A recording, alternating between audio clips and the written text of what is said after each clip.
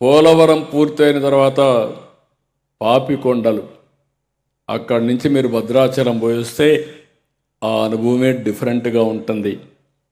మరో grand Canaan Gandikota, ఇలాంటివన్నీ కూడా one of the best places మన దగ్గర ఉన్నాయి. ఇంకొక పక్క మీరు చూస్తే మన రాష్ట్రంలో శక్తిపీఠాలు ఉన్నాయి,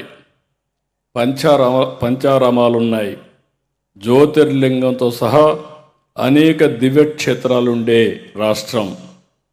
ప్రతిదీ పెట్టుబడికి అనుకూలమే. రాష్ట్రంలో సమృద్ధిగా ఖనిజ వనరులున్నాయి.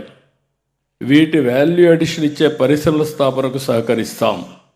ఒకసారి ఒప్పందం చేసుకున్నాక మీ పరిశ్రమ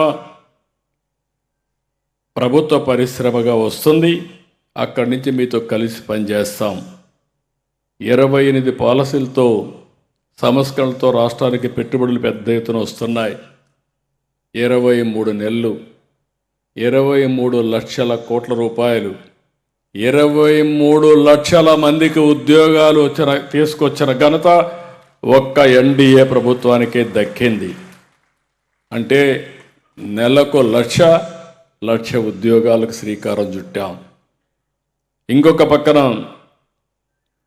ఉమ్మడి రాష్ట్రంలో ఐటీతో తెచ్చిన ఒక్క పాలసీ తెలుగు జాతి ప్రతిభ ప్రపంచం గుర్తింపు తెచ్చింది.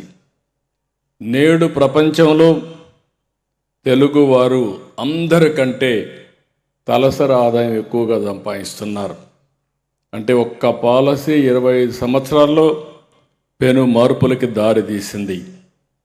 ప్రధానమంత్రి నరేంద్ర మోడీ గారు చిప్ టు షిప్ అన్నారు.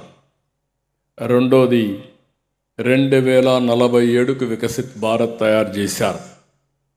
అదే స్ఫూర్తితో మనం కూడా స్వర్ణ ఆంధ్రప్రదేశ్ 2047 తయారు చేసుకున్నాం. దీనికి మీకు ఒకటే విజ్ఞప్తి చేస్తున్నాం.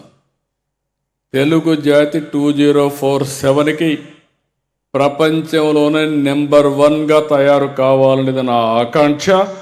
ఈ రాష్ట్రం దేశంలో నెంబర్ 1గా తయారు కావాలనేది ఒక లక్ష్యం. ఈరోజు మనం చేసుకున్న ఒప్పందాలు కేవలం పేపర్ మీదనే కాదు, ప్రతిదీ గ్రౌండ్ ఏరియాగా చేస్తాం. ఎంత వేగంగా ప్రాజెక్టులు వస్తున్నాయో అంతే వేగంగా ప్రాజెక్టులు గ్రౌండ్ అవుతాయి.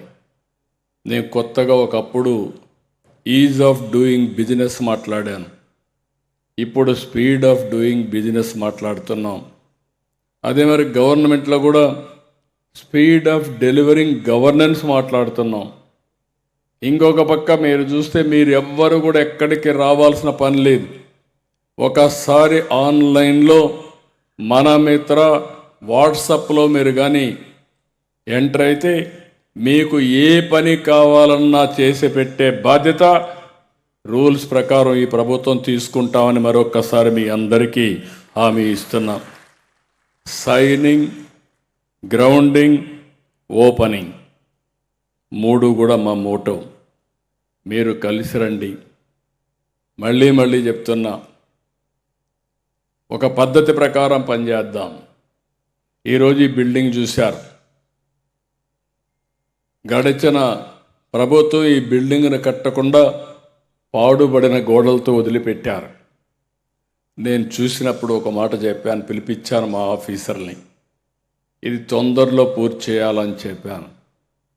దానికి కావాల్సిన డైరెక్షన్స్ ఇచ్చాను.